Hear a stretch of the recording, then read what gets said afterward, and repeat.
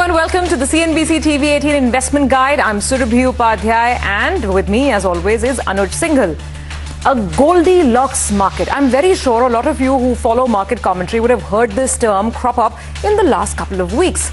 So what is this Goldilocks? It's not about the storybooks that you read. It's right here. We're talking about perhaps blue skies where a lot of factors make it seem, Anuj, that it's all too good to be true. It's all coming together. Your thoughts? Yeah, when the first time I heard it, I had to Google it. That was, of course, long back. That's the point, right? So, on one hand, we talk about Goldilocks scenario. One thing which I remember is that when you keep talking about it, that's the time when perhaps we start to get a bit cautious about the market as well. So, I think it's right now the market is in perhaps just a kind of a phase where I think nobody knows right now, what's happening. But it's a market which right now could be a gold mine or land mine. I think it's really after the kind of run that we have seen, it's really at that point. Let's see whether this Goldilocks scenario indeed plays out or not.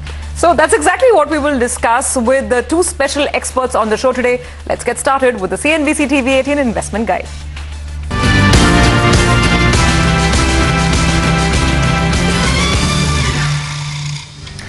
Well, today we have two people joining in from one of the largest mutual fund houses of the country. Joining in are A. Balasubramaniam, MD and CEO of Aditya Birla Sun Life AMC, as well as Mahesh Patil, the Co-Chief Investment Officer at Aditya Birla Sun Life AMC. Gentlemen, thank you very much for joining in. Season's greetings to you, first of all. It's the first time we're speaking in 2021. So Happy New Year to both of you. Now, Mahesh, for the uninitiated, please demystify this Goldilocks environment, whether we're talking about macros or the market.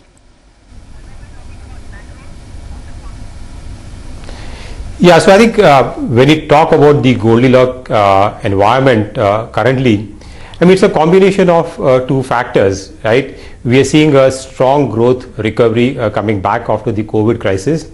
And we are seeing an upgrade to global GDP growth as well as in India. We've seen that recently. So in an environment where we're seeing pretty strong growth, not only coming from the downturn, but also kind of sustaining, and low interest rate environment and easy liquidity. I mean, this is what the central banks globally has ensured that next 2 to 3 years, they'll keep interest rates low and keep liquidity high.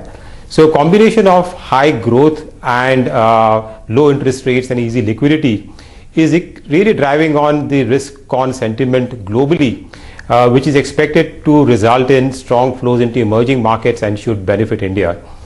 So that's the kind of environment where normally when growth starts to perk up, okay, we see inflation come up and interest rates starts to go up, and that really punctures the whole rally in the market. But this time around, doesn't look like rates are going to go up, and we'll have an extended period of growth for the economy. Bala, you know what? It's easy to get carried away in this environment, right? You'll have, some anecdotes of the past. How does this sort of phase compare to the past phases when we have spoken about this Goldilocks situation? Yeah, I think, Anuj, interestingly, what Mahesh just mentioned about those were the expectations that get built up. I think if you all draw parallel to what you have seen, I've seen it from 1992, 1999 bubble, and then 2008 crisis. I think each of the times, while we can always say it was different from what we are doing today, the one of the area where I see a significant difference between the past and today, the way the regulators have come back and post-pandemic hit the world and the lockdown was announced, and the people who are extremely active that period of time was the regulator. Even the post the Lehman Brothers crisis, the G8 countries itself was formed to address the issue of the economic recovery, and they took almost about a period of 3 to 6 months and went for almost about 2.5 years period, whereas this time is completely a short span of say a few weeks the support came. That's one fundamental difference I am saying. And second is any of the past bubble, if I have to see it, there is a more focused, concentrated, single segment kind of focus that was there, whether it's the 1999 dot-com bubble or in the during Lehman Brothers crisis, more of derivatives based crisis that happened. But at this time around, any of these such things that have not happened, except actually the hope and optimism have been driving it. It has been more broad based participants that we have seen. The last, of course, I want to say in the market behavior point of view, historically, if you look at it, at any point of time, if you have to divide the market into 4 phases, which is a despair space where we do not know what's going to happen, everything what we see is the dark, that is the time actually we don't see the earnings of the companies coming in, PE expansion doesn't happen, PE contracts, but as things start coming back with rising hope and rising optimisms, then the hope period increases, then the growth period increases, then the optimism period increases, and all these 3 periods we see actually gradual pickup in earnings, gradual pickup in PE multiples increasing, and finally the return of the stock price also is coming in. I think we are at a space where hope and growth, it's more or less in that area we are there. Probably given the fact that, as Mahesh mentioned, the low interest rate regime, it continues for too long period of time, and the way the government is taking steps to get back on the economic growth, will probably see growth phase being there for a slightly longer period of time compared to last times. Okay, Mahesh, in that case, are you convinced that we are at some kind of Goldilocks, and do you get a sense that we can now see a big upcycle even from here on? Yeah, so I think there is no doubt that the market has seen a sharp rally in the last 2-3 months, and it's been an unprecedented increase. And from a very near-term perspective, if you look at market is slightly ahead of the fundamentals. But I think we think that we are at a cusp of a new cycle for the economy. Mind you, before the COVID itself, the economy was slowing down, and we had many challenges earlier. A lot of big ticket reforms happened which impacted the economic growth. I think coming out of this crisis and where some of these structural reforms are likely to play out, we think that the growth outlook for our GDP, even after normalization trade happens next year in FY22, where the growth will look higher on a low base, but beyond that we could structurally be in a growth of around 6 to 7% in that range, which is better than what it was pre-COVID levels. And if you look in that into consideration, the fact that corporate earnings growth in the last 5 years has been below its long-term trajectory, I think coming out of this crisis and as operating leverage kicks in, as some of the gains, even this crisis has taught that many corporates have been able to find new ways of doing business, new ways of optimizing their businesses, productivity improvement, and some of these costs which have been cut might continue even as things normalize. So we see some upside to earnings in the coming quarters. We have seen one round of earnings upside after the second quarter. Even after this third quarter, you will see a couple of sectors would surprise, and that could lead to further earnings surprise. So I think we are also entering into a phase where earnings growth trajectory in the next 3 to 5 years would be higher than what we have seen in the last 4 to 5 years. And that will continue to drive markets higher from here. And while valuations would look high from a near-term perspective, but if you slightly take a longer-term view, then I think there is enough room for the market to move up even from these levels over the next 2 to 3 year time frame. Okay, so of course, Mahesh, there is a big bull on the market even now. But Bala, so let me ask you the simple question. We take all those points on board, but isn't there a risk that this market has run up so fast, so soon, that maybe the best of the gains are kind of behind us? Could that be a risk? Because I was looking at a 15-year Nifty chart. The last time the graph was so steep, this parabolic move was I think around 2007, the end of that bull run. So I'm just wondering if that's a risk.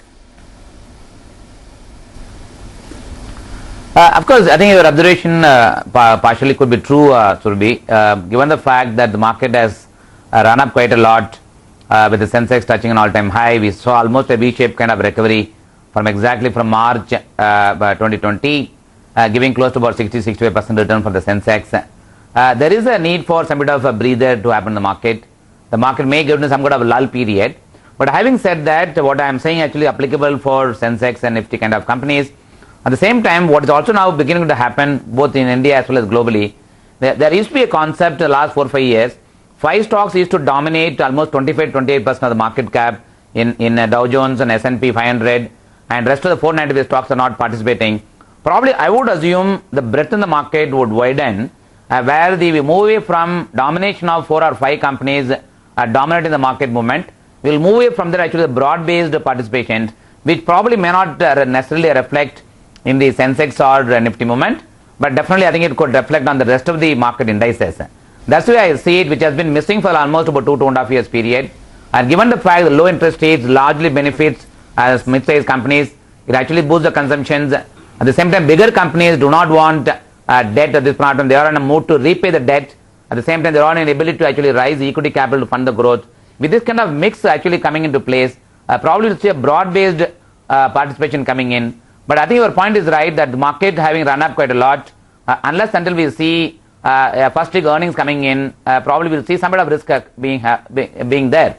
But having said that, and some of the guidance which I think came from Tata Consultancy surveys clearly indicates that while there was some kind of uncertainty on growth predictions, the very fact that they are given a good guidance on their own company, which means that probably the technology spending kind of things may also happen in other segment of the business cycles, and therefore that could probably revive the sentiment towards earnings improvement.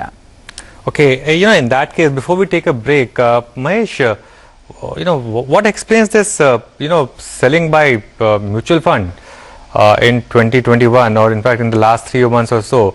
Are mutual fund investors selling out? Are they preferring to invest directly, or is this just the mutual fund managers' way of just raising some cash at elevated market levels? So I think, there's no doubt that we've seen a higher amount of redemptions in the last few months. Again, very difficult to understand the investment behavior, but I think what one could make out of it is that a lot of investors, who came in around 2-3 years back, the markets were pretty muted and they saw a deep crash in the market. So as the NAVs are coming back to respectable levels, there's some amount of profit taking which is happening. And mind you, there is a lot of money coming directly into equities, and that's been reflected in the number of increase in demat portfolios in the last few months. So working from home is a kind of environment where many people investors are probably finding more time to dabble into markets directly. So some money is coming directly into the markets, you're right about that. But I think increasingly as we move forward and as people get more confidence in the story building up, because as of now there is a lot of skepticism around it, the market has been climbing the wall of worry. And as the recovery spreads across the economy and investors see that around them that things are recovering, I think the confidence would come back, and they would probably think this is a much more sustainable recovery, and that's when we expect money flows to start to normalize. So it's mainly redemptions. I don't think mutual fund managers are actually sitting cash or selling at these levels. We are actually pretty much invested even at these levels. Okay, all right, gentlemen, stay on with us. So we have lots more questions coming your way, but we do have to take a very, very quick break on that note. Don't go anywhere. We continue discussing this Goldilocks market with our guests after the break.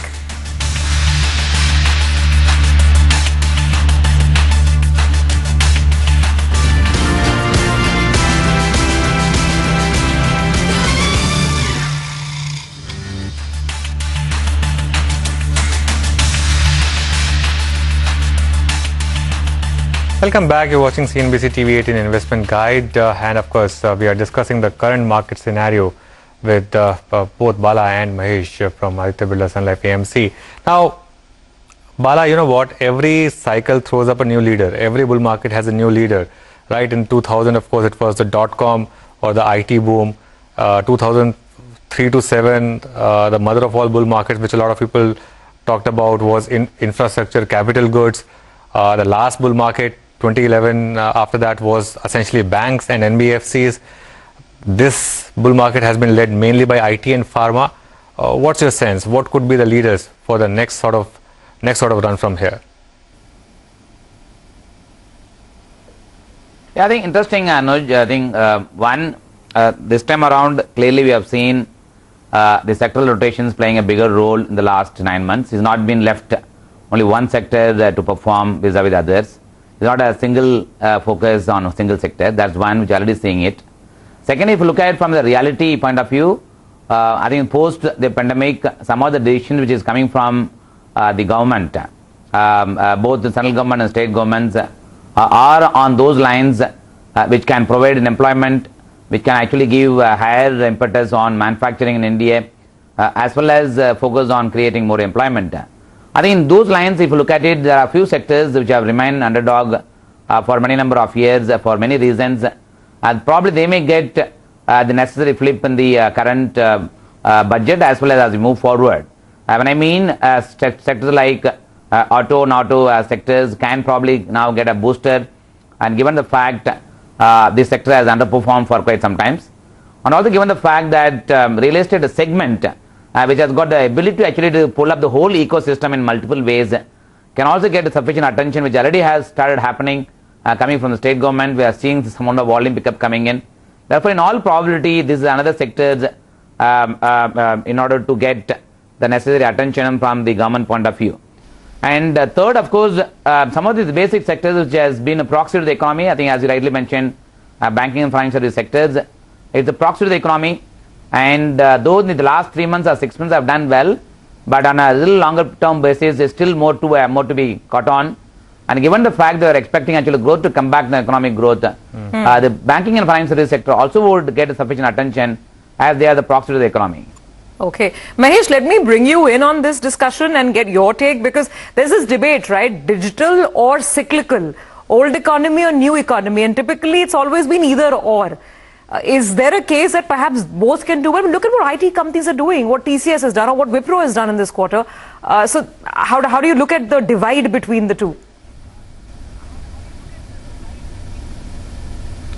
So you're right. I think the digital and pharma theme has done well in the last 1 year, and especially on the IT sector, where India is a large player and a significant player in the global IT outsourcing space.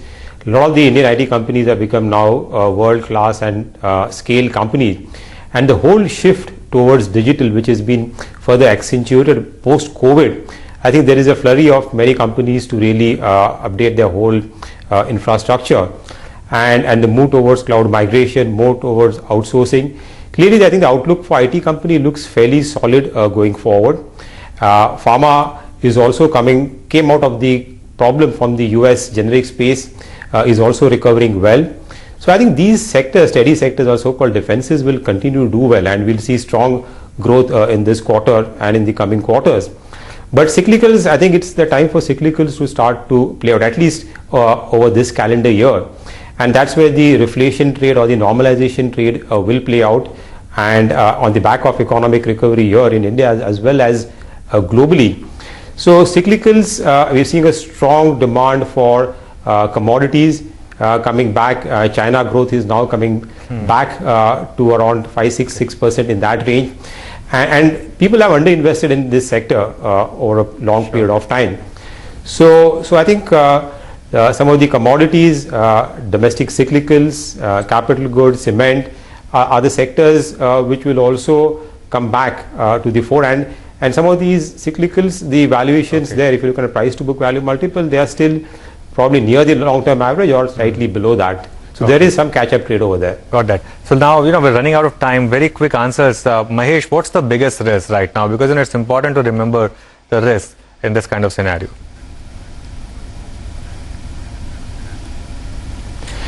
Well, I think markets has thrown away, all risks which we were supposed to really get the market down. But I think the risk is something from the unknown, which is very difficult to predict.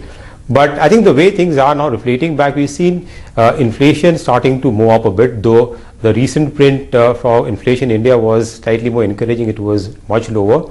But there is a chance with the way commodity prices have gone up, and demand is picking up, you could see inflation move up, and interest rate, we have seen 10-year US bonds has gone above 1%. So any flare up over there can potentially lead to some kind of break to the rally what we have seen in the market. But I think the policymakers are going to really overlook the inflation, from a near-term perspective, because we think inflation over a medium to long period of time should be lower. Sure. So I think that's probably one risk which one needs to watch out from a very near-term perspective. Okay, all right. We have only 10 seconds left on the show, and whenever I'm talking to a mutual fund top boss, I always ask this question. So I have to ask you, Bala, where are you putting your money in 2021? If you were to invest in your own funds, mid-cap, small-cap, thematic, banking, where's your money going? I think clearly from my point of view, personal investments, All of them are in our own funds, spread across the smaller mid-cap fund, as well as the thematic funds such as digital fund, pharma fund, banking and financial services fund. Also, my exposure to diversity equity fund remains one of the largest.